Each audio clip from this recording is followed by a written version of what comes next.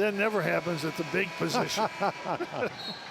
Well, Duke has shown off its depth. They've shown off their defense. They haven't had very many good starts to games.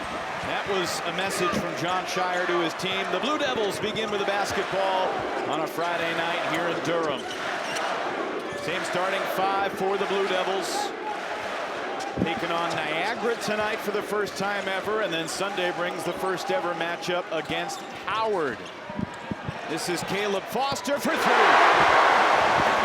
I guess they're going to start out better tonight. Starting five for Niagara. They're coming off a 6-point loss to Lemoyne, a team Jim knows something about up in Syracuse. Nice little school in Syracuse. That's not a good loss for Niagara. No. But a new beginning today. They'll take on Howard tomorrow in the second game of the Brotherhood run. Justin Page with a shot clock winding down. Trenton Walters forced to fire, catches iron, but it doesn't fall, and the rebound for Ngongba. That's really a good first sequence by Duke.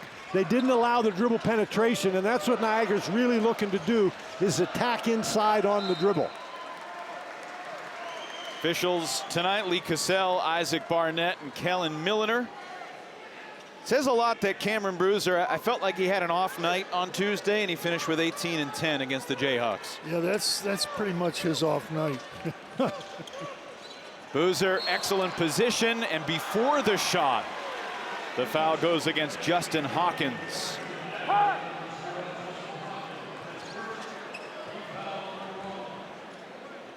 This is what you were talking about, Jim, when you have your two big guys averaging almost more than 6 assists a game, almost 7. That's almost not only unusual, it's almost never done. Foster passes up the shot, brings it inside, kicks it to Boozer.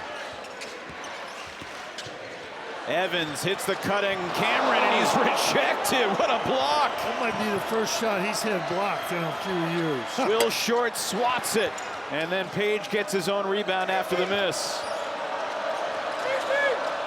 Someday in the NBA, when Boozer's up there, that kid's going to be talking about that block shot. Yeah. Everybody he knows. Block is going to live forever. 5 to shoot. Walters kicks. Prudhomme at the buzzer. Can't fire and hit.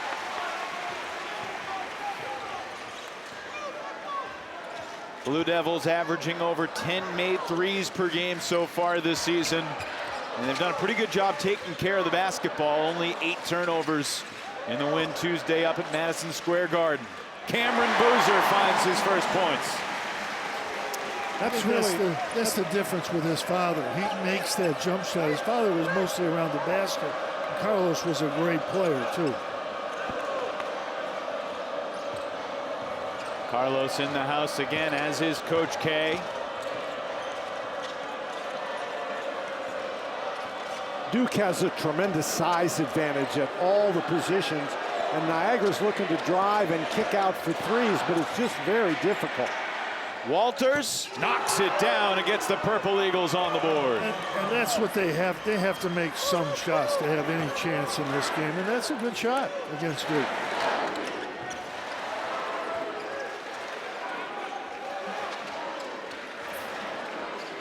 Blue Devils were down 10 last Friday night against Indiana State early. Ngongba taken down, and free throws coming. But despite the fact that they're much bigger than Niagara, Duke has been doing a pretty good job staying in front of dribblers. But that time, you know, just and here's what we're talking about with the passing, and the officials are going to look at this to see if that was a flagrant foul. Didn't look like it, but I didn't get that great a look at it.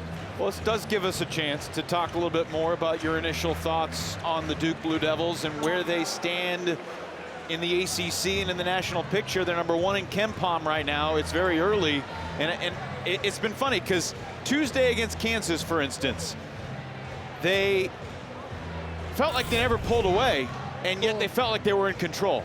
Well, they didn't pull away, but again, that's a really good team, and you know, they win the game and they think they can play better. They beat Texas, they think they can play better.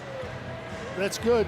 To me, looking at this year's Duke team, obviously they don't have Cooper here, flag here. But they got a little bit, I think they got a little better team around him.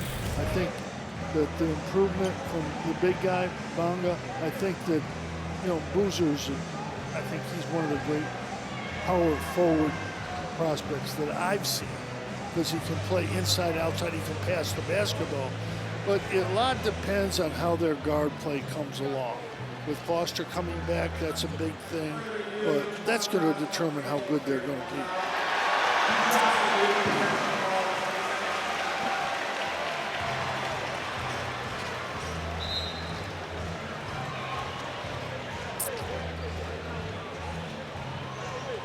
So they're going to upgrade that to a flagrant 1. What do you think about that, Dan? Well, you know, sometimes you say, well, you know, if you make a play on the ball, it's not a flagrant foul. But one of the things that they look for is, are you really making a play on the ball? And he never got anywhere close to the ball. He just grabbed him by the arm. And there was a lot of force there. The definition of a flagrant foul is contact that's excessive and or unnecessary. And that certainly looked excessive to me. Probably in today's world, in the old Big East days, that might not have been a foul. That would not have been a foul at all. Yes, I understand that. I can see him calling that, but it's borderline. Ngongba drains the free throws, and Duke will keep the ball. And Jon Scheyer told us a little over an hour ago, the 17-minute mark, his 4 subs were coming in off the bench. And here they are. So Cameron Boozer stays. Jim's old big man Malik Brown is in the game, along with Darren Harris, Nicholas Semenya, and Cayden Boozer. And Malik Brown's a really team player. He does all the little things you love from a player. Screen and rebound, do the dirty work stuff. Cayden Boozer from the corner. That was great ball movement. And they're going to press a little bit, which this could make it. It could help Niagara in a way that they get some easier shots, but it's going to speed them up too. Niagara's first turnover.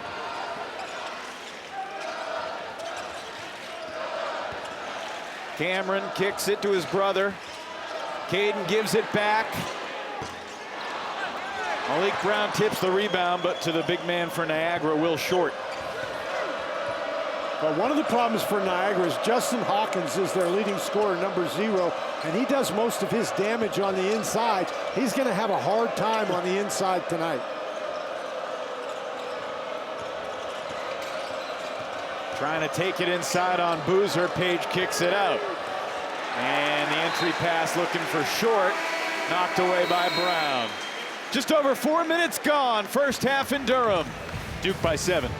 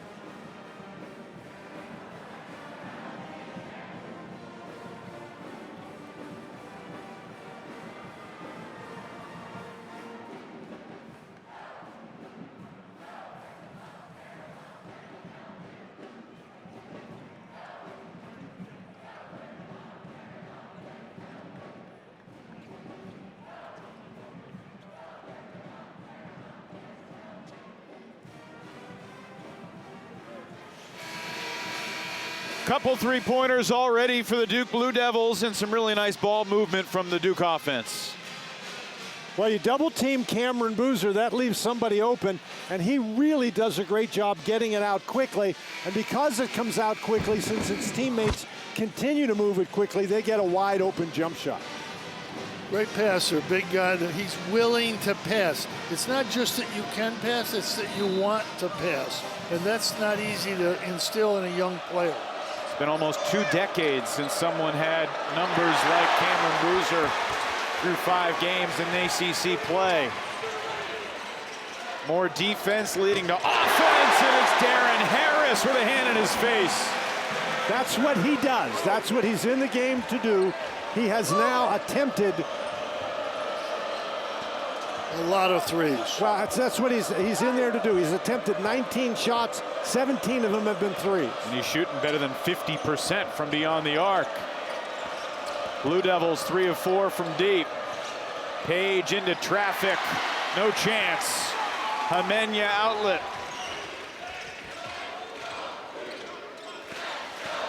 Cam Boozer didn't notice the double team, and it will stay Duke ball.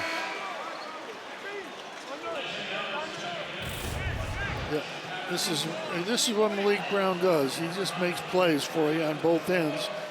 Kind of gets up in the air, but blocks it anyway.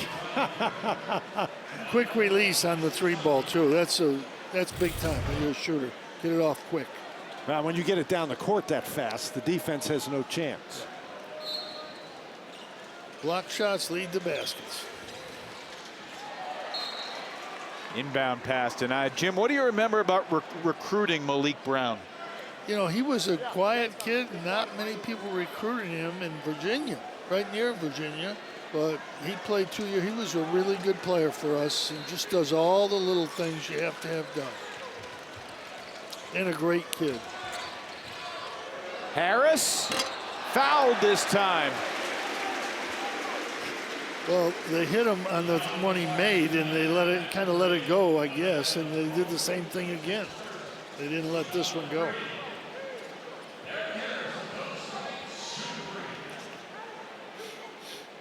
ACC Network men's basketball matchups. We'll be right back here at Cameron on Sunday for Howard and Duke.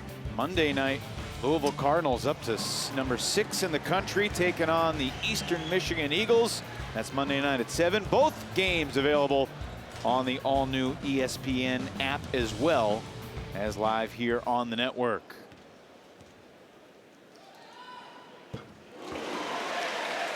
Harris, we talked about his shooting ability. Jim, at free throw he missed. He was 7 for 7 coming in, and so it's still early in the season, but he hadn't missed a free throw before that one. At least we didn't jinx him. We didn't say anything. That's good. Yes. That's good.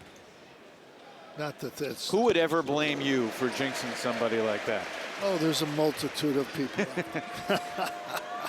10 straight points for the Blue Devils. These 10-0 runs have been a common trait for Duke so far this season. And it's this team that he substituted, that Jon Scheyer substituted with 17 minutes left in the half, particularly Malik Brown being able to get out there on the point of the press. It's just a hard job for Niagara to get a shot, let alone make a shot.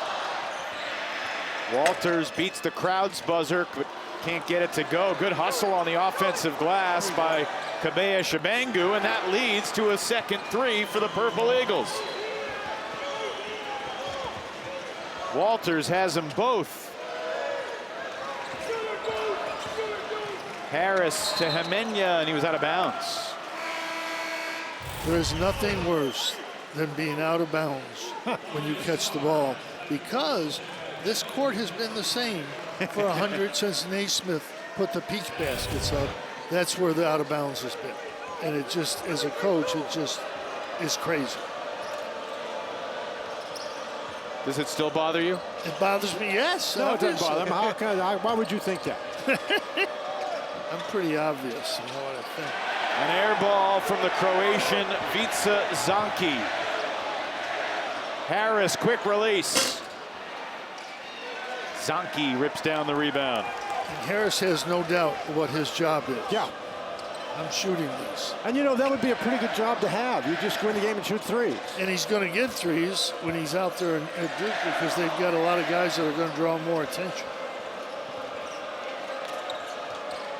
You guys feel Duke has approached the start of this game with the right attitude, the right mentality? 100%. You know, everybody says, well, it's a nothing game, this and that.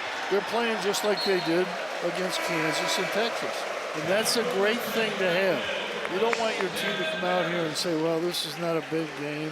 You want them to come out and play like this, and that's how they're playing. And it helps to have extra guys who now get in there and they're fired up to show that they can play more. So that's a good thing.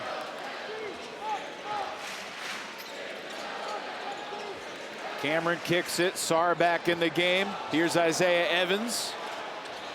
Cayden Boozer. Oh, Ngongba on the glass. Hit hard.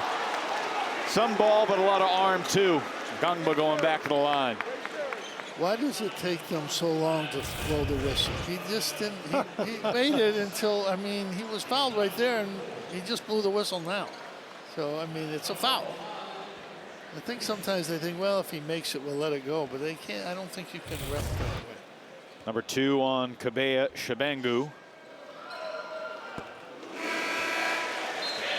Well, Ngongba, he had a very limited role on a very good team last season.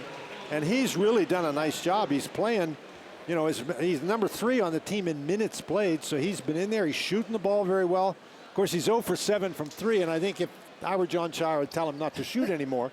But he's rebounding the ball very well. He's shooting free throws well. He's had a really good start to this season. At least 9 points scored in every game so far for Ngongba. And he's 4 for 4 from the line so far tonight. Only the 3rd home game of the season here at Cameron for Duke, not including the exhibition they played. Here's a steal for Cameron Boozer. Leading the break, Isaiah Evans, cash money. How many times does your power forward get it, steal it, rebound it, go down the court with it? He can rebound it or block the shot or steal the ball and then make the pass for the 3. Not many power forwards. No, not many, but Jim, here at Duke, that's sort of old hat. That's what Cooper Flagg did. Well, he wasn't a power forward, no. He did all those things, but he was never a power forward. This guy's a legitimate power forward. He's got a midget on him now. I think this is going in there. Yes, indeed. that wasn't hard to read. Well, Waters is 5'9". And that might be generous. Yeah. So Boozer's at least a foot taller than he is. Well, in reality, Niagara's got 2 good shots, and they made them both, and they're down 16. Short fadeaway goes. Well, short doesn't give you a lot of offense, and most of the offense it gives you is right around the basket, and that's where Niagara's had a tough time getting tonight, so that's got to be an encouraging sign. Sarr misfires, but the rebound finds Cam Boozer. Duke with its starting 5 back out there. Ngongba triple teamed. Not a bad defensive possession here from Niagara. And they get a stop. 9 minutes gone, first half. Oh, and Sabino was looking at his coach, and he wasn't looking at his teammate. And it's a Niagara turnover. Cam Boozer has had a special start to his Duke career, averaging almost 5 assists per game, and Evans is pure.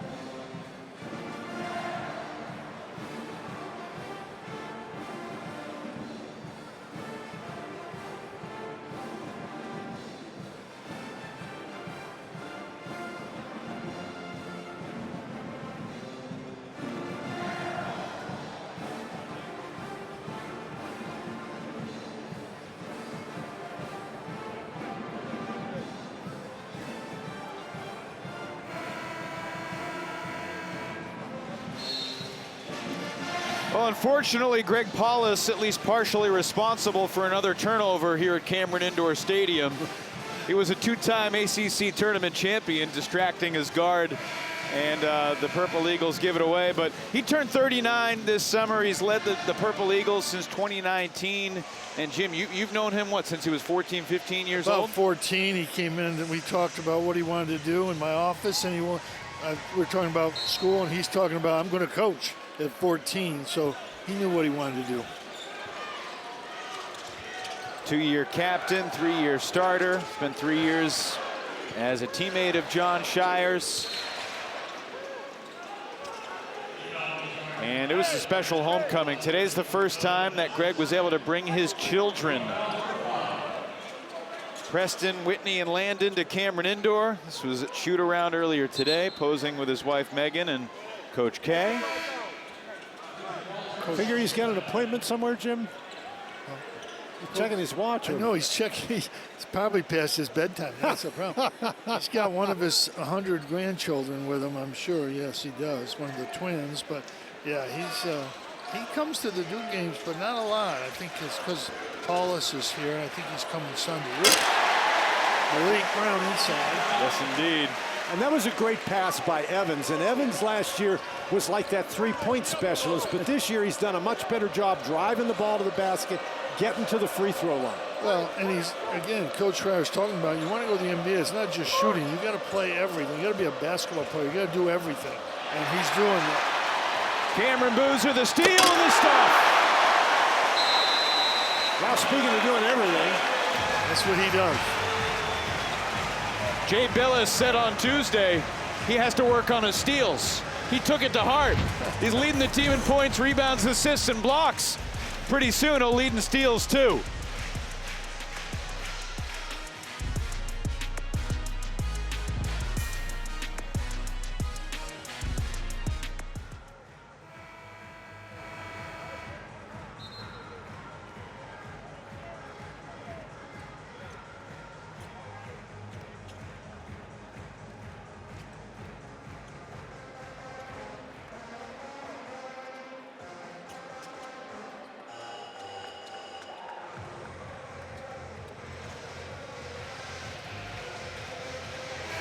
Well, through one quarter of this game, we're basically on pace for something like 100 to 32 or something like that.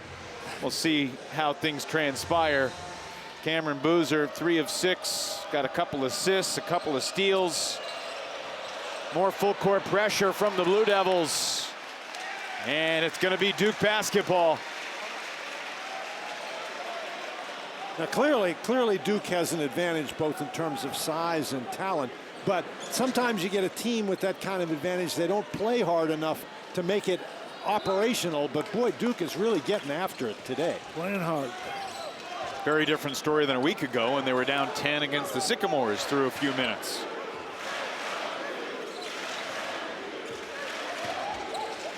Evans outside for Foster. Clock at 5. Foster pivots and earns free throws.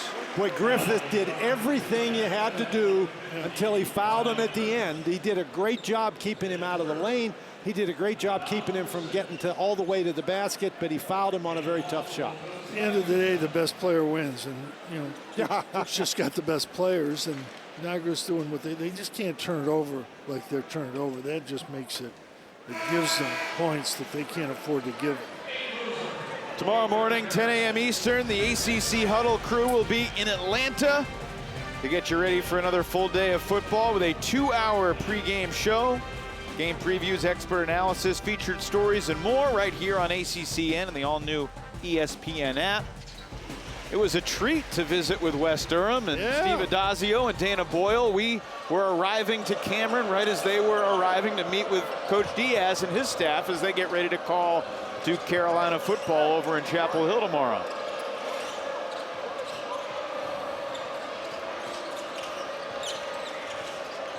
Duke by 19.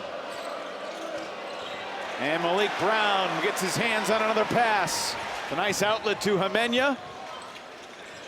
Foster passes up the shot.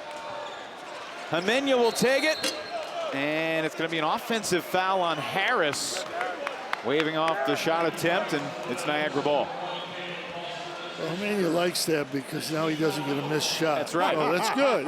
That's a good foul for him.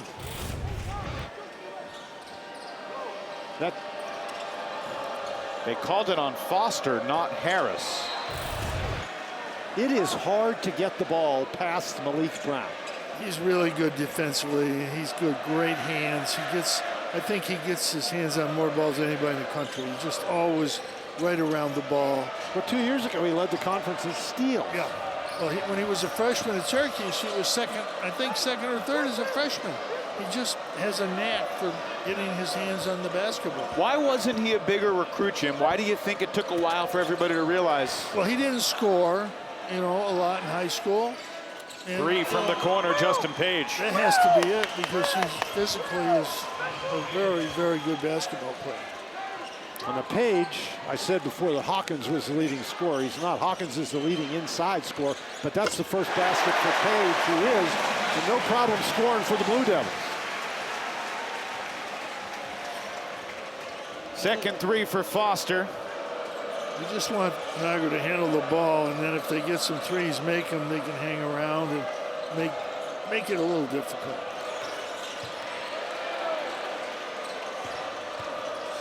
On the drive, and a foul going against Duke here. Goes against Semenya. Well, this is really interesting because they've got Foster and Boozer in the game at the same time. Cayden Boozer, that is. So your 2 point guards playing at the same time. Penetration into the lane, get it to Brown. Brown finds the open man. Well, I think these guys are all willing passers, and they all can play together. You can play 2 point. Sometimes it's better to play 2 point guards together. You can have a better team that way. The thing I'm seeing here that I haven't seen as much from Duke, so many more driving kicks this year. Last year, I think they drove and finished more. This year, they're kicking a lot. By the way, that last foul they gave to Brown instead of Semenya. Both could have been called for it. Page makes a pair. He's got 5. Under 8 to play in this first half.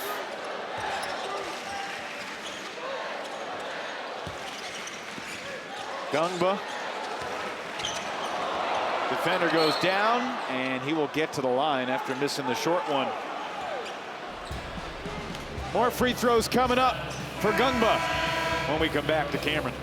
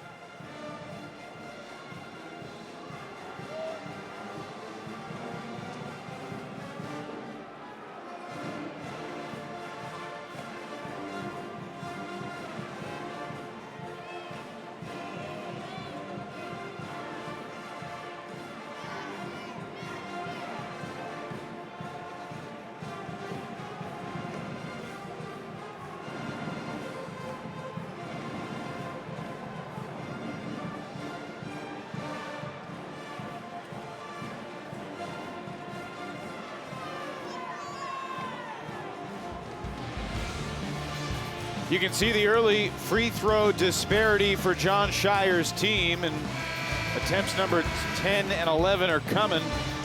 This has been a familiar theme for Duke basketball earlier this season. Well, they're just so physically strong, and when you get offensive rebounds, usually that's where you get fouled. But they're just, they're just very strong. They drive and they get to the basket. When you're plus 60 from the free throw line against all your opponents. Not even 5.5 games. Yeah, that's not bad. But that's the kind of pressure that this team can put on you. They have guys who can take the ball to the basket, and then if you take that away, they've shown they've got guys who can make threes.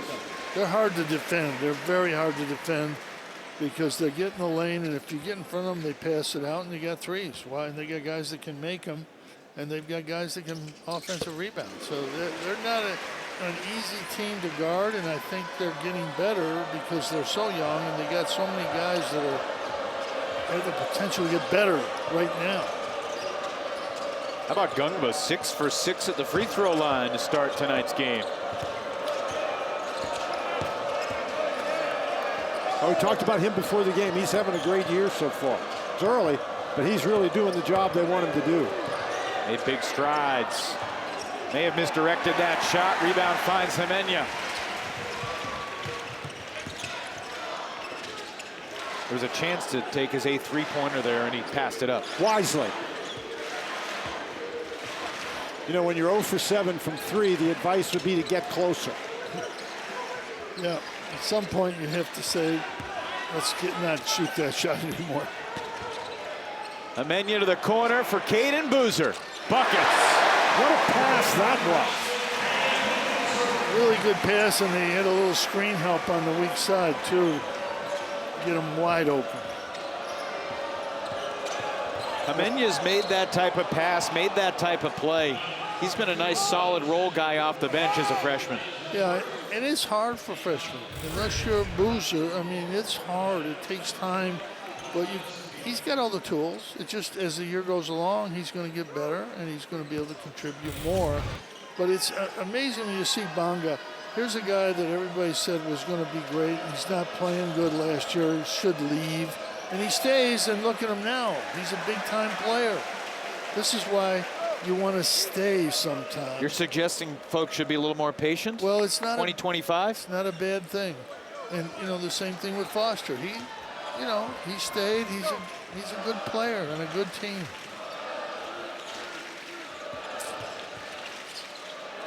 Harris from the wing. It goes down, but it hit the shot clock. And they're going to wave it off. Why not? That helped. Talk about a shooter's touch. He really squeezes it off. No, he's looking for threes. He's going to get it up there.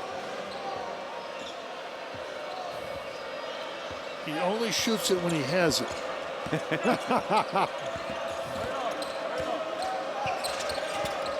This is a perfect illustration of how hard it's been for Niagara to get the ball into the lane. There's nobody in there, and now the ball doesn't go in there either. Sarr the deflection. Hemenya unable to connect. Here's Page the other way. Going right at Cayden Boozer, and Ngongba was there waiting for him. I don't think he's quite figured out that Duke is big back there, and you cannot do that. He's, again, Niagara in their league, he can go to the basket, and he'll get that shot up there every time, but not against these guys.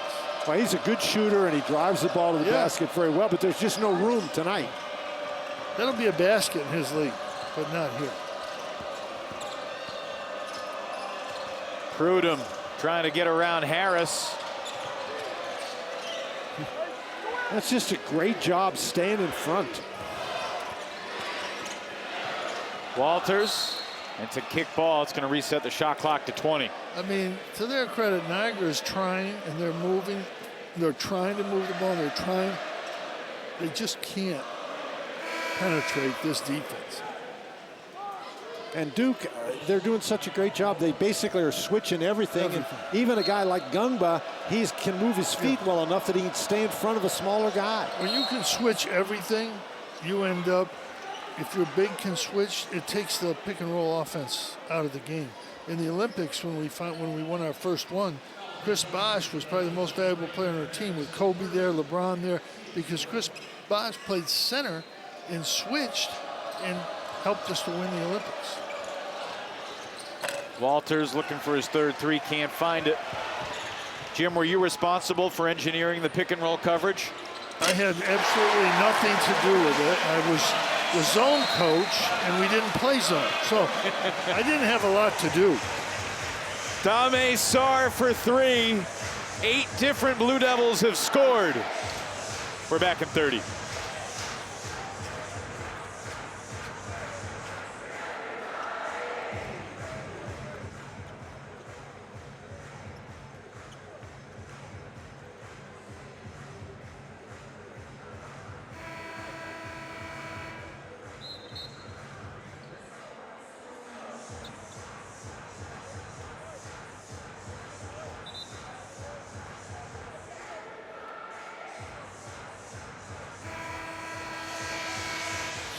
Well, Dame Sarr is a really special freshman as well, overshadowed by the Boozer brothers at times. But if he can make this shot consistently like he has so far, man, with his defensive skills and savvy and instincts, he's going to have a really promising season and career ahead. Well, the European League that he played in is tough as heck, the men, so he should be ready for this.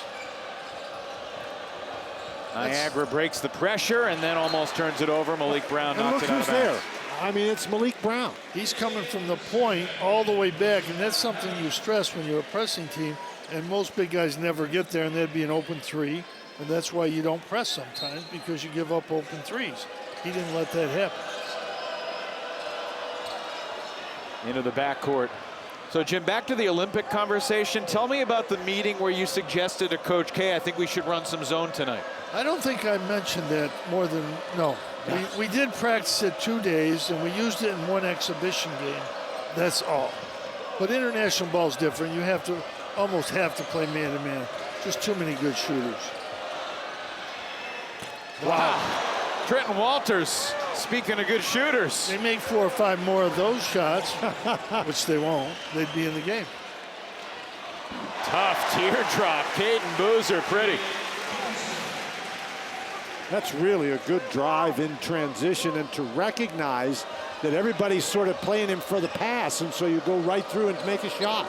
Cayden's the leading scorer for Duke right now with 8. A lot of balance behind him. That's going to be a foul on young Cayden. Those are good fouls. That's an aggressive foul, trying to get to the ball. That's good. But, you know, what's the problem? Niagara's made a couple nice threes, and they're only down 30. I mean, you know, they're only down 24. And they're not playing that bad. You know, Duke is just too strong, too physical. We asked Greg Paulus at shoot-around, what do you expect tonight? And he just kind of laughed, and he's like, they're really good. We're going to try to play hard, maybe win a segment here and there, create some positive things on film. I think they got Howard tomorrow, and that's the game they feel like they can really get. Walters, not this time. But his guys are playing really hard. Yeah. Amenya gets clobbered. Walters shaken up. Hopefully he's okay. We got ourselves a timeout. 3:58 to go in the half with Duke in control.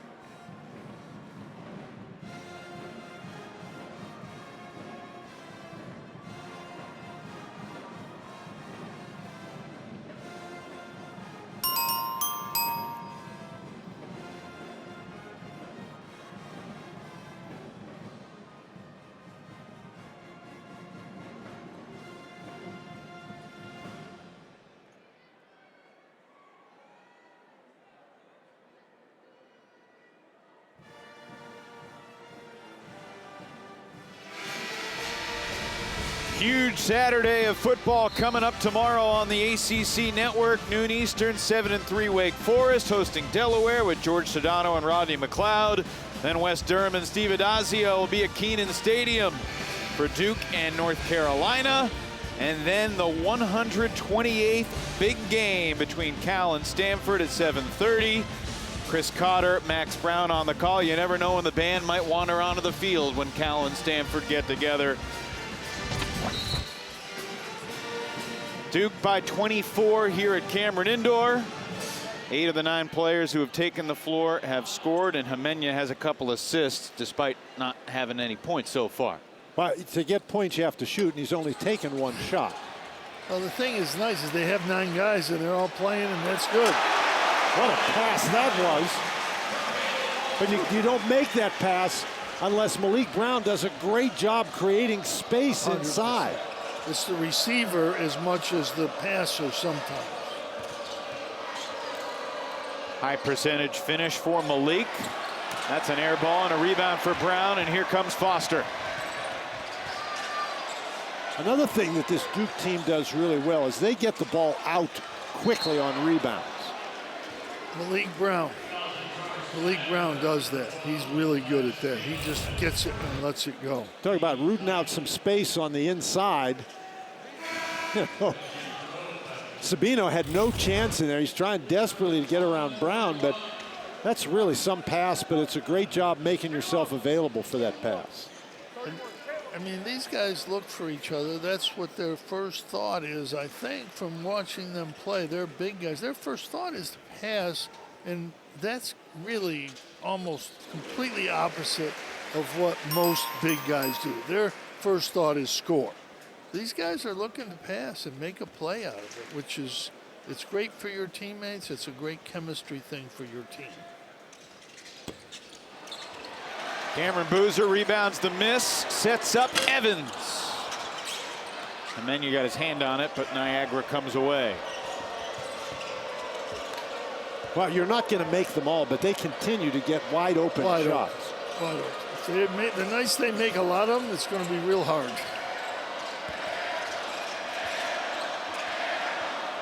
Crazy is reminding Zonke of his air ball from that left wing earlier. Prudhomme trying to get it inside, nowhere really to go. Clock winding down. Hawkins to beat the buzzer, did not catch iron. Well, Hawkins hadn't made any threes on the year. He's 0 for 3 coming in. His game is on the inside. But again, when Prudhomme's trying to drive the ball in there, Malik Brown steps in and totally disrupts the whole thing. There's really no place to go there. And there's been very little lackluster effort or any lapses from Duke in this first half. None, really.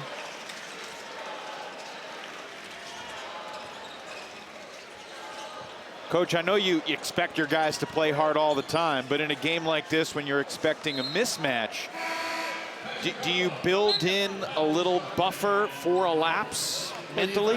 No, I mean, you try to understand that if you work hard every day in practice and push every day in practice, well, why can't you play hard in a game, even if it's whoever it is? Because 4 or 5 days a week, you're practicing as hard as you can, pushing.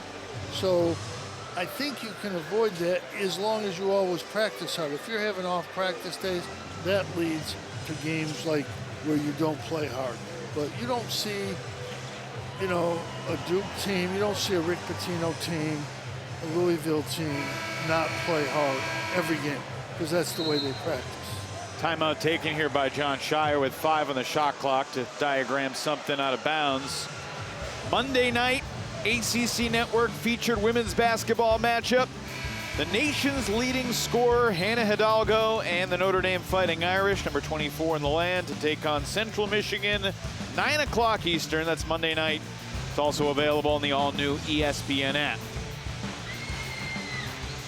You guys know Hannah Hidalgo had, I think, 44 points and 16 steals in a game? I saw that. I saw that. She is that's good. Really she is a good defender. She gets after it. Whoops. It's a double dribble. He did. He did. I didn't think he was going to catch it, but he caught him. Ngongba with a little grin on his face, heading back down the floor. Well, I think that's if you're a defender, that has to be the best thing that you can have, is trying Ngongba drive it down from the top of the key. Absolutely. Closing in on 2 minutes to play in the half. Duke shooting almost 60%. Niagara just 5 for 20, 25%. And that number dips as Page misses another 3.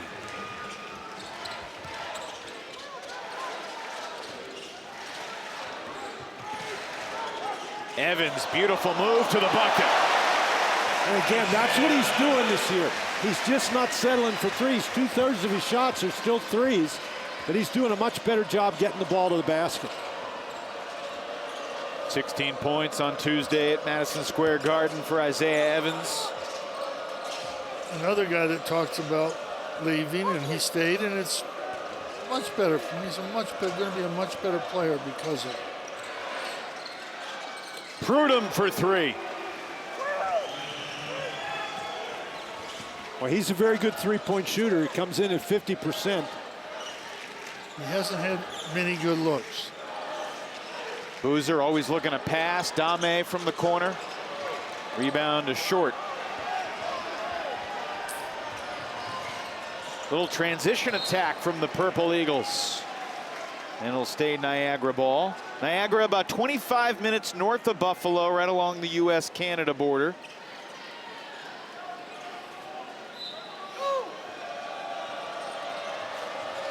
First ever meeting in men's basketball between these two programs. Prudhomme zips it to the corner. Attacking Dame Sarr is a hard thing to do. Scott, with a decent matchup, or Short rather, kicks it out. And a good rebound for Ngongba. You got to make Duke pay for those switches, particularly when you get your 6'9" center on the inside matched up against the point guard. And of course, Foster's 6'5", so. Yeah, I'm not sure who has the advantage there. Great position for Cam Boozer. And a great pass. A great catch in traffic as well. Final seconds of the opening half. Zonke over Sarr. And Duke takes a 28-point lead into the halftime locker room. Separate runs of 17-3 and 15-3. And the Blue Devils in control in their third home game of the season. Let's send it to the ACC Network studio with Sam and Malcolm.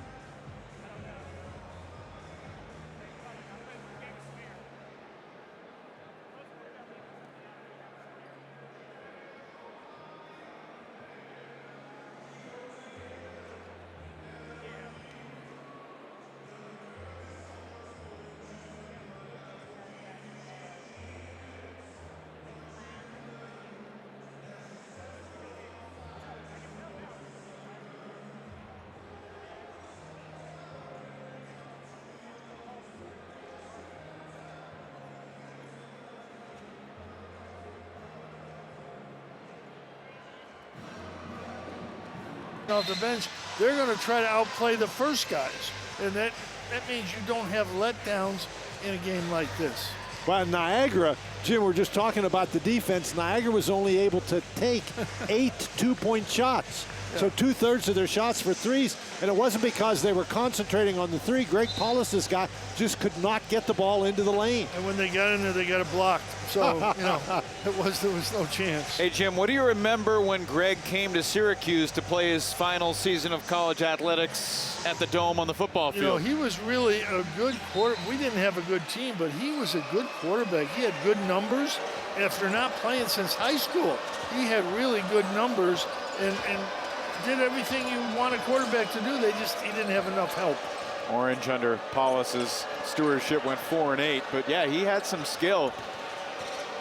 Hey, when you haven't played since high school, that's amazing. Yeah.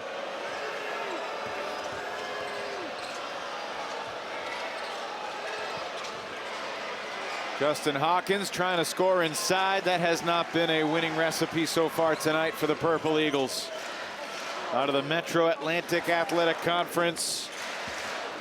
Well, Hawkins still hasn't scored, and I think for Niagara to be at their best, he doesn't have to be their leading scorer, but he's got to be able to score inside. Cameron Boozer about to take his first free throws of the night. Jim, I wanted to ask you about the transition from Coach K to Jon Scheyer. I mean, we've seen in a lot of different places. It's not always as natural as Duke has made it look. You're replacing the best coach of our time, 1980 to now. By far the best coach of our time, and some say maybe forever. I don't think you can go by John Wooden, but he's the best of our era. And usually when you replace a guy, it just doesn't happen. But Jon Scheyer, and the reason I think that Coach K wanted Jon Scheyer in there, and it wasn't that easy, it wasn't a done deal, but he knew what kind of recruiter he was. He had his ear right there to the ground and knew where the players were. And when you get players like this, obviously it makes the transition easier, but he's also a very good coach. So now you have the best of both worlds, and that's hard to do in this kind of transition.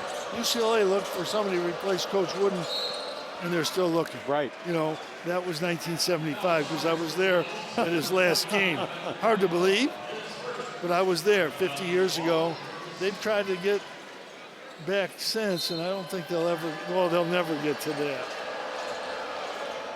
Well, 41 consecutive years, Duke has had at least one McDonald's All-American join their team, which is a pretty incredible statistic. Well, it helps you win games when you get those guys. Think?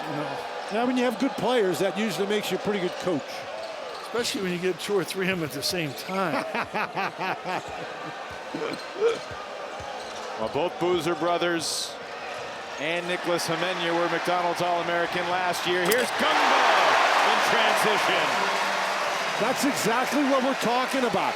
That time, they didn't switch. They double-teamed the screen. And Sarr, as soon as he picked the ball up, he's looking ahead and makes a great pass. Yeah, and that's... When they double-team, you're talking 6'9", 6'11", double-teaming a 6'5". That's pretty hard to do. Sarr rebounds the miss from Prudhomme. Now there's the scrambling defense. There's an open shot, but it's a rushed shot. Yeah, it's not easy to make those shots. They're under pressure the whole game. Foster buries another. Now that's not a pressure shot. In rhythm? Absolutely. When you get up 40. Yeah, they're a little easier to make. They're a little easier to make. 7 straight for the Blue Devils to start the second half. Largest lead of the night. It's 35 points.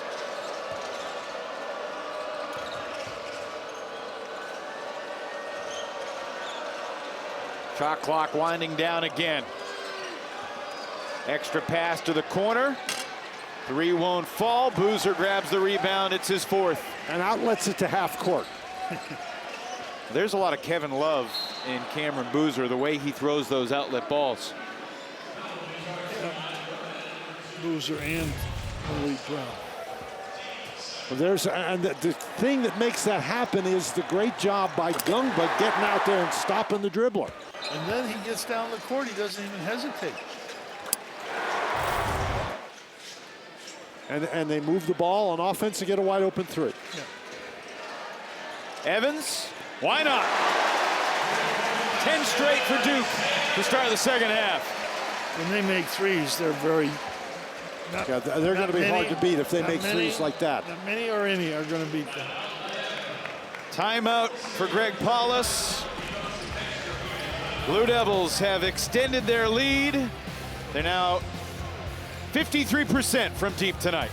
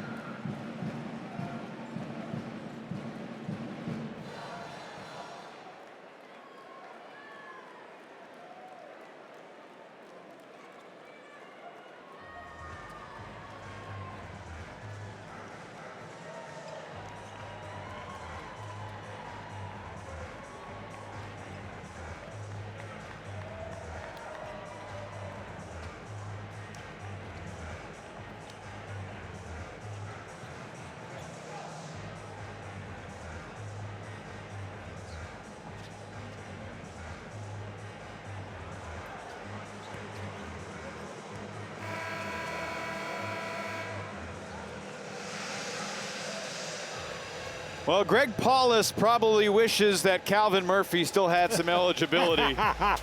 He was the greatest player in Niagara history, led him to the Sweet 16 in 1970.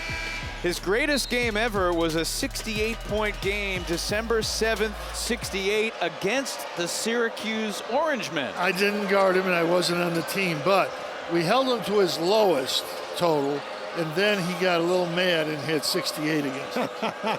If he was playing tonight in his prime, he'd still get 40 against Duke. I'm telling you, that's how good he was. At the time, 68 was a then NCAA D1 record.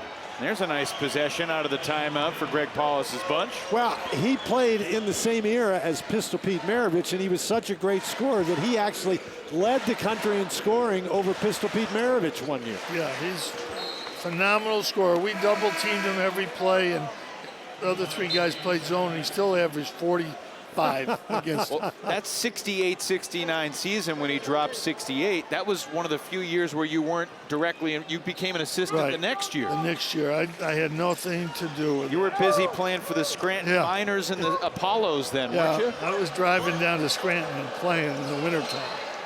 I didn't want to see any part of those games. Did the Apollos run the 2-3? We did not. We did not run the 2-3. Well, then he struggled when he started as an assistant coach at Syracuse because he tried to recruit me. Yeah, that was see, I was early and I didn't understand. Like, then when I saw Bonner play, I said, what was I recruiting him for? I got a little better in my recruiting after that, luckily. Dan did tell me that you gave him a tour of the Syracuse campus. He said it was a really detailed, energetic tour. Yeah, I mean, I was all right. I was starting out. I was young. We didn't get him, so obviously I wasn't that good at recruiting. But well, sometimes, obviously he was very good at recruiting because that set the stage for all the success he had later. I'm going to take some credit for that. Yeah, I mean, you know, you have to practice and then you get better players.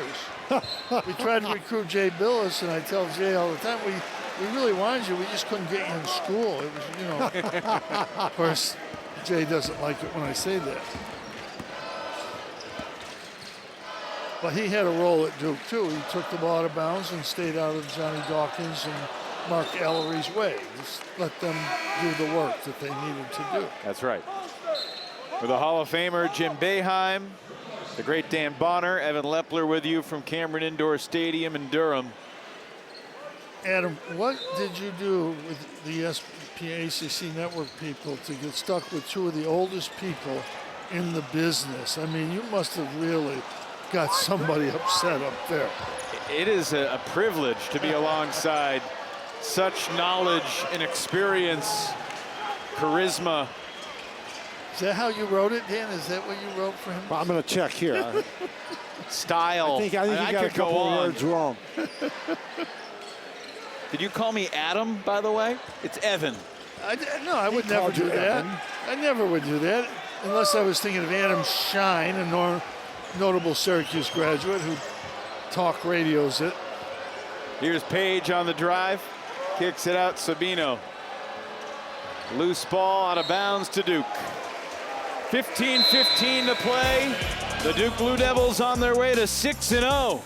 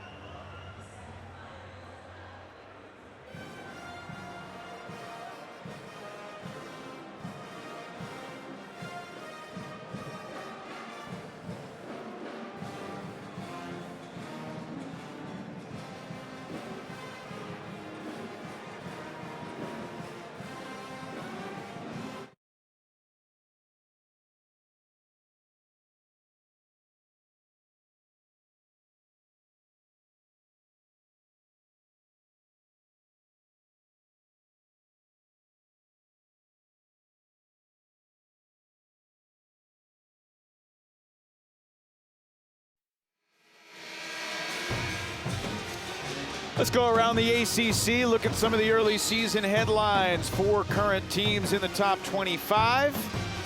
NC State under Will Wade back in the polls, and the freshmen have really been a story. Boozer, Wilson, Brown, and others. Neo Abdallas in Blacksburg has been special for Mike Young. There's a ton of freshmen in the league and in the country, and that's why one of the reasons college basketball is better. The other one, all the guys coming back, and the other one, all the international players who came over because they make so much more money here than they can in Europe. Abdallas is one of those guys. When you look at some of these marquee wins, Kansas has been on the wrong side of a couple. I was really impressed with Louisville against Kentucky, although the Wildcats have some issues right now. No issues for Duke at the moment. Malik Brown adds 2 more to his total. Well, you can't really overstate for the ACC in terms of the number of teams they might get into the NCAA tournament. It was a struggle last year because the conference teams simply didn't perform very well in the non-conference portion of the schedule. 100%. Wake Forest could have had 2 monster wins. Yep. And they just missed out. I mean, 1 point loss to Michigan and Detroit. 1 point loss to Texas Tech last night in the Bahamas. Cayden Boozer has knocked down a bunch of open good looks tonight. He's been able to get those open good looks because Duke is doing a great job drawing the defense and kicking it back for scores. You can't overemphasize that, Dan. It's just really good penetration, passing, looking for each other. And with a guy like Evans, Jim, you know, you got to play him for his 3 so he can go by you if you're not really careful. No question. Evans, surprised he missed it, but it comes right back to him. Extra pass to Harris. Evans will create a 3rd chance. Hamenya will try and hit. And now everybody who's played for Duke has scored. 6th 3 of the season for Hamenya.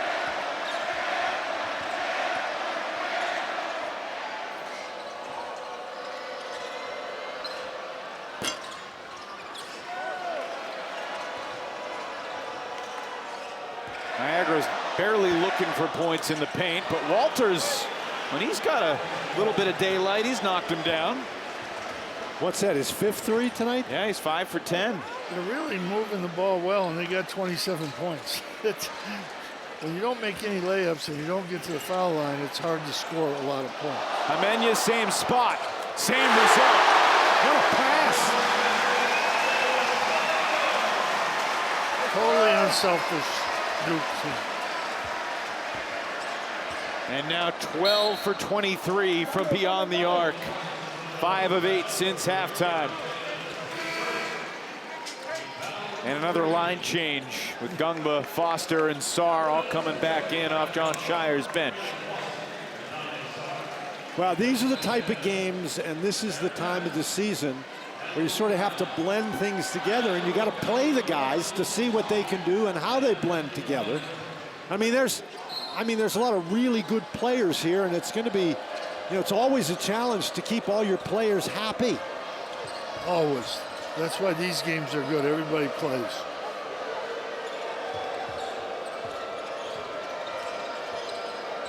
Jim, as the Blue Devils get into conference play, you think John can continue to play 9 guys? Oh, I mean, he'll play them. He will, you know, play a couple guys, Cameron Boozer, probably Bonga. They'll probably play more, but the other guys will play. But those 2 guys will be in more, I think. And it depends who else, Evans or who else is playing well. It's hard to play 9. 7 or 8 is, 8's good. But they don't have a lot else either. They got 9. They're trying the zone just to see. I think they did it because I'm here. No. They might have. No, they play it a little bit. Nobody stopped the ball. Boozer missed the layup. Ngongba there to clean it up, and he'll go back to the line.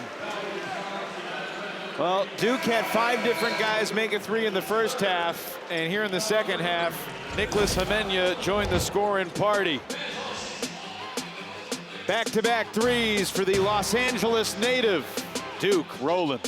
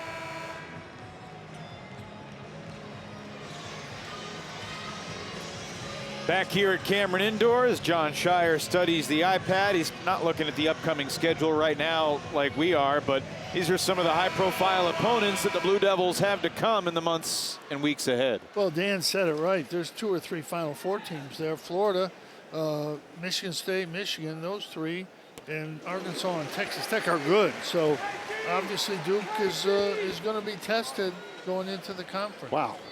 I mean, seriously, that's probably as tough of 5 games as you can really get, in college basketball. On Thanksgiving, they'll play the Razorbacks in Chicago, and then Florida will be here for the ACC SEC Challenge in early December. That will be some game. Going back to Madison Square Garden to take on Texas Tech. Duke will put its current winning streak at MSG on the line. They've won 9 straight in the world's most famous arena, including Tuesday in the Champions Classic over Kansas. That's well done, and more points in the paint, which have come sparingly tonight for the Purple Eagles. That is the first time we have seen Niagara break down the Duke defense like that. And get a layup. That was great dribble penetration. Duke did not rotate or switch effectively that time. That's the first time we've seen that all night long. What's the coaching point from that possession defensively so it doesn't happen again? I think it is, don't worry about it, because it only happened once this game. Foul on Dame Sarr in transition. It's his first. You got to credit Niagara. They continue to try to move the ball, and it's not very often they've been able to get out and get past out on the perimeter. And Sarr didn't get back in on the weak side to help, but, again, he's new to this country.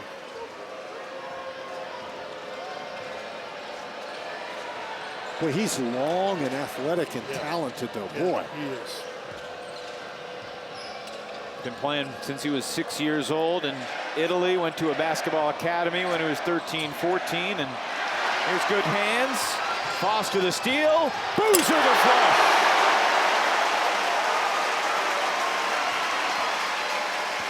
And their big guys really run. Dozen points now for Cam.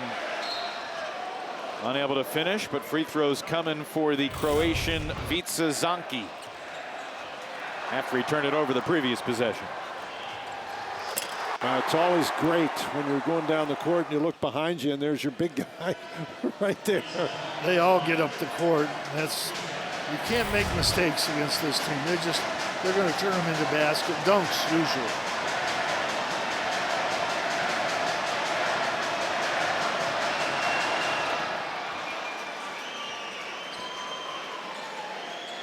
Zonki has been very quiet tonight, and I think he's going to be a key guy. This is an interesting roster construction. Greg Paulus has 9 new guys. Yep. 4 of them are junior college transfers. 3 of them are Division II transfers. There's 1 freshman, and Zonki is the lone D1 transfer. He played at Eastern Washington, where 65% of his shots were threes, but he hadn't had any opportunities tonight. When you're at Niagara and you have a good player like they had last year, a couple, they're gone. They're gone to bigger schools. You can't blame the players, but you have to start over every year and you have no money to do it. It's not easy. Preseason favorite in the MAAC this year is Quinnipiac. Of course, Jerry McNamara's Siena Saints were the preseason pick second. Yeah, they're good. I think he's got a team that can win that conference. He's taken a couple of threes. We said 65% of his shots at Eastern Washington were from 3. In fact, this year, that's still his percentage, but he's airballed a couple tonight. Well, he was 6 for 11 from 3 in his last 2 games, and he's missed the rim and missed everything for 2 of his 3 shots tonight. Boozer. He might have got a second shot blocked. I don't know. He's going to think about that. His father's going to say something to him. Not going to think about it too hard, though. His father will probably kid him a little bit about it. So it's early, and these types of comparisons can be a little absurd.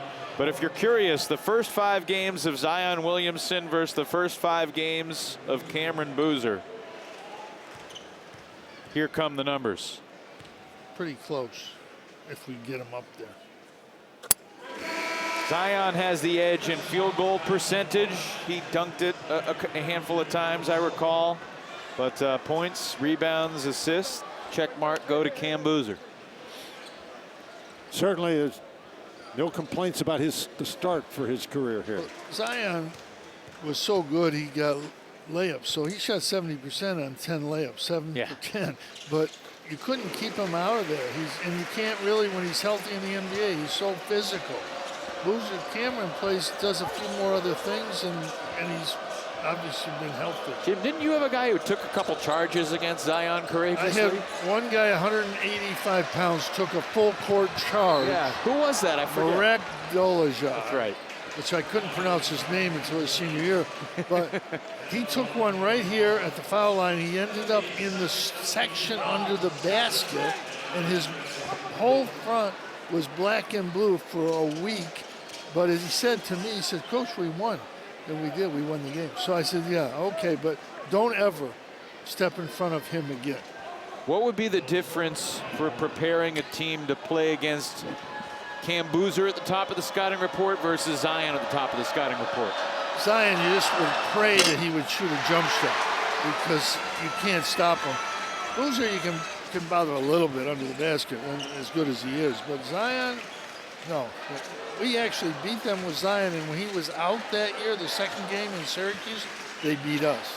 He was a force of nature when he's on the floor healthy. Which unfortunately has been far too little. 2 free points there for Dame Sarr. Well, Dame Sarr gets him, but the guy who kept the ball alive was Malik Brown. He does that a lot. Well, he does. And here's a deflection for Dame Sarr. No look pass, Foster for 3. Malik Brown keeps it alive. I think Brown is going to be such a key component for them as the season goes on. They're really going to need to keep him healthy. He was not hurt. I mean, he's been hurt both years here, so you just Ngongba going to the line. You just hope he's healthy, because the little things he does are so important to winning basketball games. I mean, you don't notice it that much, but it's just the tip ball, the secondary pass, the outlet pass, helping on defense, being there all the time. Those things they add up, and they don't always show in the box score, but Coach knows. Coach Scheyer's talking before the game. That's one of his main points. We got to keep Malik Brown healthy this year. Ngongba is 9 for 9 from the line. Now, I hope I didn't just jinx him. Well, if you did, you will be paid the price that all announcers have to pay. You have to take us out to dinner.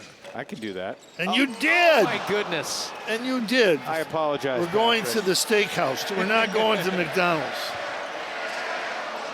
Well, he's 9 for 10, but I'm telling you, that is such a weapon to have a big guy who can shoot free throws. Very, very important. Mike Jaminski-esque. He was a really good free throw shooter when he played here.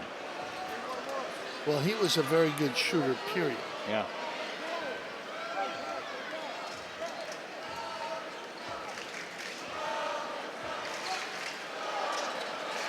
Oh, he wants to prove. First See? three for Patrick Ngongba of his He heard college you career. at 0 for 7. Now he's got one. I told you I could shoot, is what he said. 14 for Ngongba. I'm still okay if I'm the opponent with him shooting from out there. Oh, 100%. That's Niagara's 16th turnover.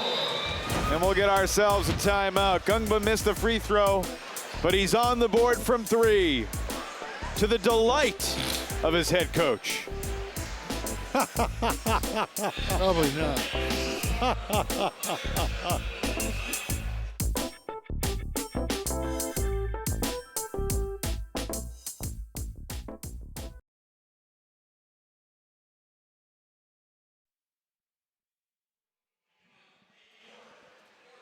Okay.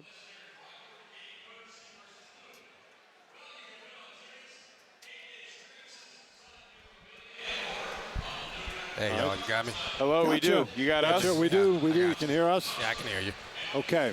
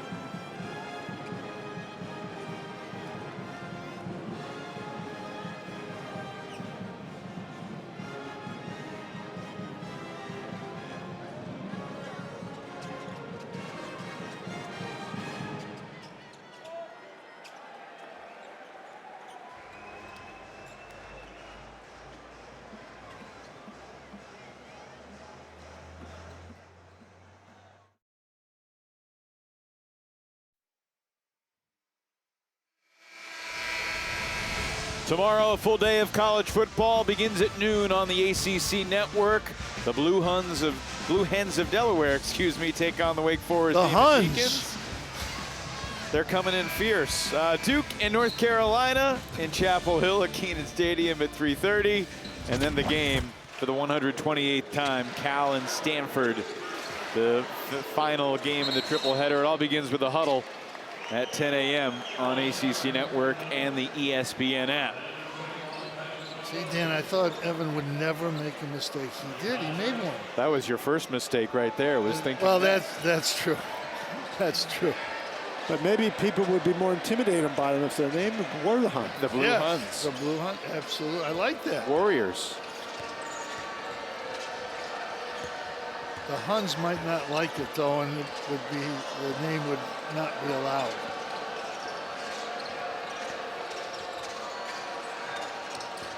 Shot clock winding down. Hawkins turnaround over Ngongba comes up short, and Hemenya has the rebound. Now in the MAAC, Hawkins will make that shot. Do you think he's going to be happy to leave behind Bunga and Boozer and not have to ever see them again? Well, I tell you what, I think he would like to see them at least one more time, and that's in the NCAA tournament. Yeah, that's true. But this is just, I mean, what Greg Paulus is trying to do at Niagara is just very interesting in terms of, you know, what he's dealing with. You mentioned the lack of funds, another great move by Ngongba. But everybody's, you know, you look around these other schools, there's all these transfers from other major schools. Well, he's got guys from junior college and D2. That's what he has to do. He now, doesn't have money. It has been proven that guys from D2 can play. Bennett Schertz, you know, proved that to everybody. Mm-hmm. But that's the exception. You used to call the D2 tournament, right? I did 14, 15 Division II Elite Eights. And I mean, there's really good players in D2. Career high 17 for Patrick Ngongba II. Good players and really good coaches in Division II.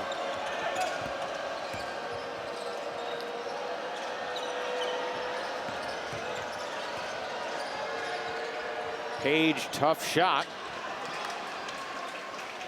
And I think you could say that all night long. Tough shot. That's what they've been dealing with. I think to their credit, though, they're still out there playing incredibly hard. Yeah.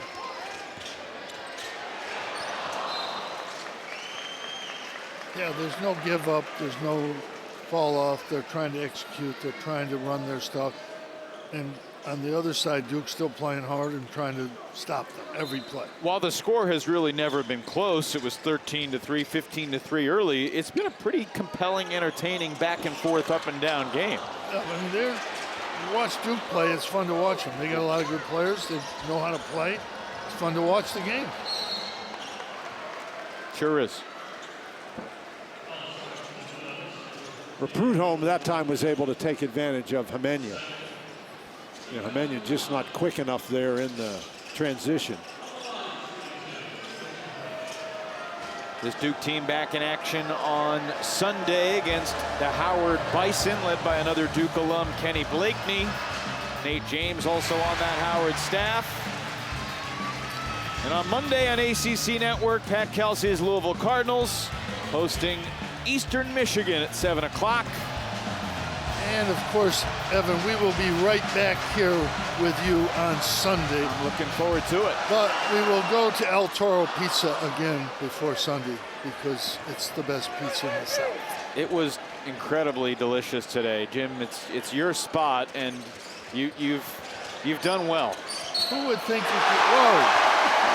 Chance for a 4-point play for Isaiah Evans. Who would ever think you could find a great pizza place in Durham, North Carolina? Now, you're going to get yourself in trouble. No, I mean, it's unlikely. Not impossible. You know, Greensboro is just an hour drive away if you want to check out some of their fine dining establishments. They have a great place possibilities there. I've changed my whole tune. I'm very and by the way, when I said that 100 years ago about Greensboro, I was joking, but I guess the reporters didn't take Do you feel you have mellowed, quote, in retirement, unquote? I spoke at Greensboro's main banquet like 3 or 4 years ago, and they all applauded, so I might be forgiven. How many pitchforks did you see while you were there? No, don't go there. Don't go there. Great to be sharing the crow's nest with Jim Boeheim, Dan Bonner. Yeah, Vantage point unlike any other in college hoops. And nobody wants to be in this vantage either. It's not that easy, and it's a hard walk down. Well, there used to be a ladder. Now there's a stairwell, so you're getting off easy. Well, it's a hard walk down, but Isaac Newton at least helps you with that. It's harder going up. Yeah, no doubt. That was the first old man comment from you two tonight. Done a good job staying away from that. Complaining about the stairs. Come on, gentlemen. If I was young, I would complain. These are great about athletes. This. I would complain about it if I was young. It's not an easy walk up here. Come on. Just because you play pickleball. Jim, you were telling us about your squash sensational abilities earlier today. First of all, nobody listening knows what squash is, so don't go there. How about Ifeanyi Ufuchuku for two? Squash. That is, you know, he caught the ball well inside. He's not going to play very much this year, but Hamenya really made a nice pass. The block. They're going to count the basket. For the moment, Duke created its largest lead of the season at 57. Very close. Well, it's just, it's hard to take a charge anymore. And I like that. You know, you have to have your position, your defensive position established before the shooter plants the foot before going airborne. I would like it to be out of the game. I would like to be a foul every time on the defensive player. Try to block it, try to make a play, but don't just stand there and try to get run over. I think it's the worst play in basketball, and it should get it out of the game. Hamenya for three. I think he got some confidence tonight.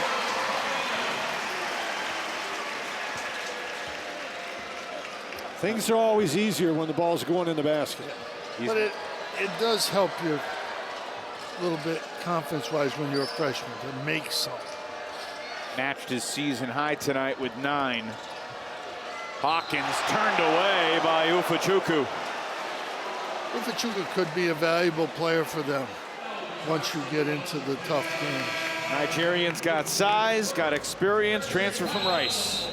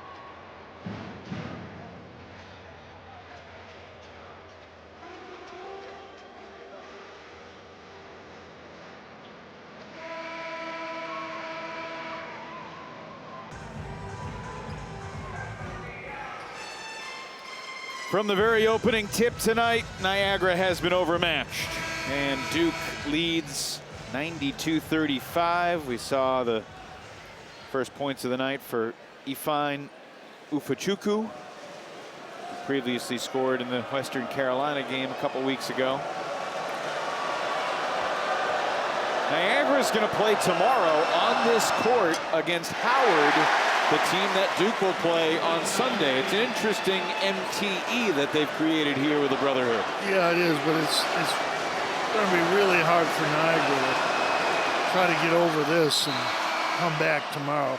But they've kept playing. They played the whole game. They're still playing. And, you know, Duke just doesn't have bad players to put out there against them. From a Ken Pom ranking standpoint, Niagara's 316, Howard's 320 coming into today, so it should be a good game. Yeah, I think so. Niagara's just got to get over the hangover real quick. It's not good when you get beat by 50-some points.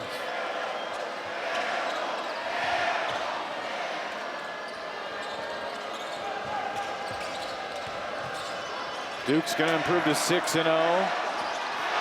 Another bad miss for Zaki. Jack Scott, can he find his offense? Nope, not this time.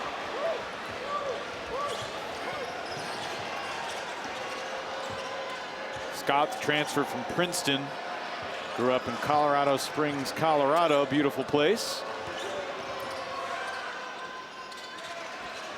Scott's got himself a rebound.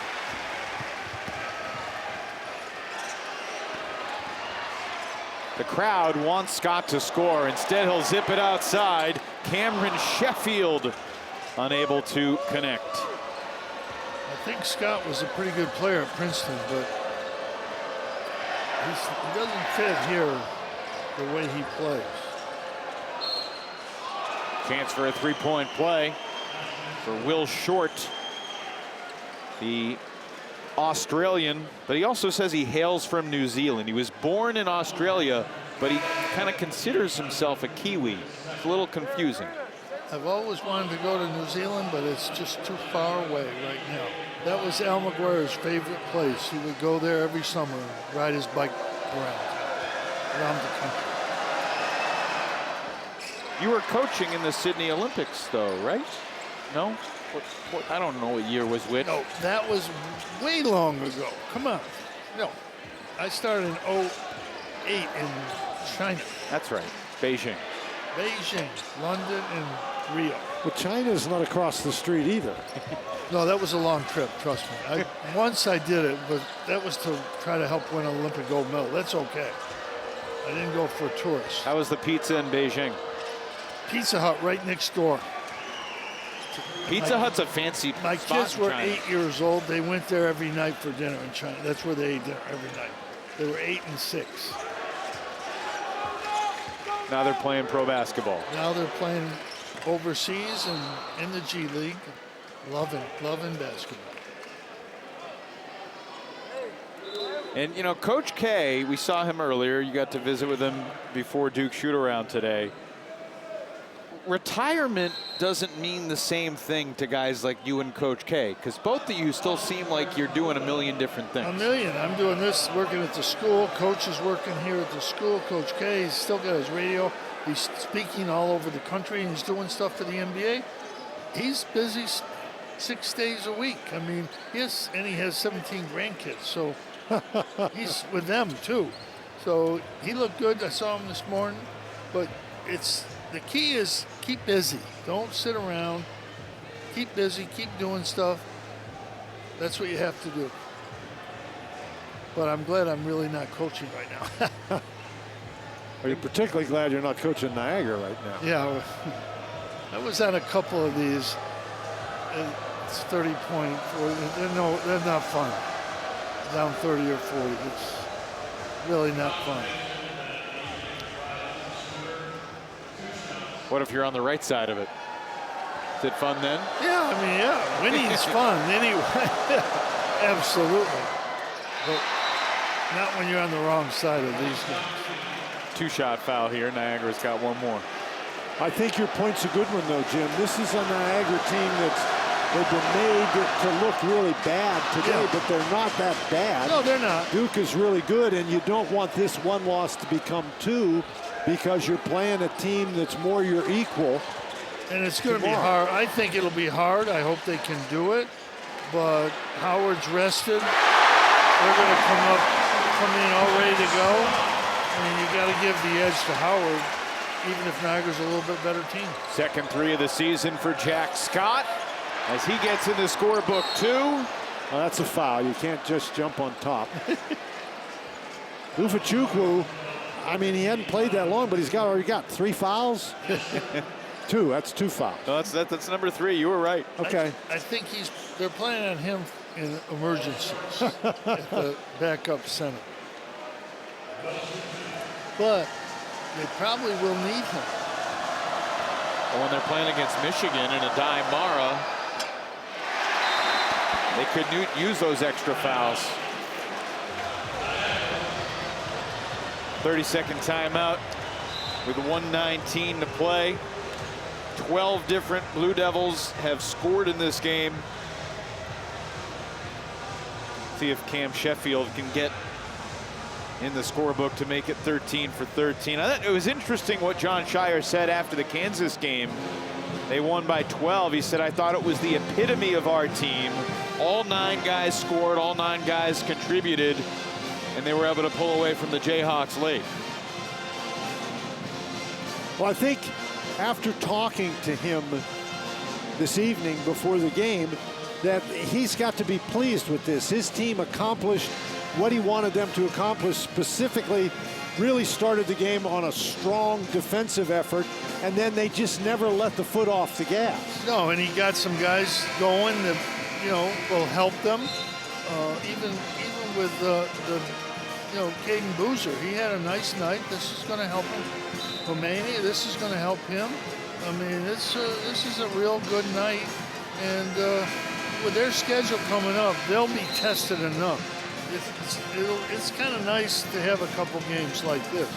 Well, In a minute 19, Duke will join St. Thomas, because when you think about the great home court atmospheres in college basketball, St. Thomas, one of the first that come to mind.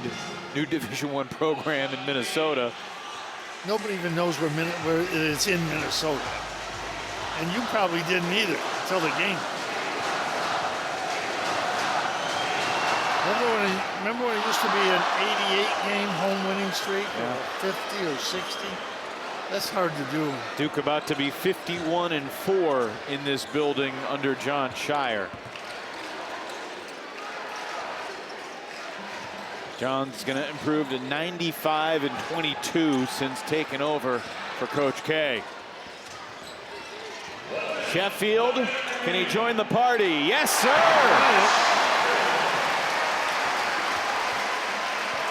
Boy, he forced his way in there. Wasn't pretty, but it's 2. Scored over 500 points in 3 seasons at Rice. And he'll remember that basket for a long time. Well, think about this now. They're trying to put a team together, but they've got a guy who was a good player in Scott in the Ivy League, a veteran guy. He's coming in here as basically a practice and bench player. They've got Ufachukwu, who transferred in too, who was a solid player, and he's basically a bench player. And you've got Sheffield, a guy who scored 500 points. I think that says something about the depth of your talent. And it's also says something about the whole transfer portal thing. And they may be perfectly happy, but you could go someplace where you could play the whole game.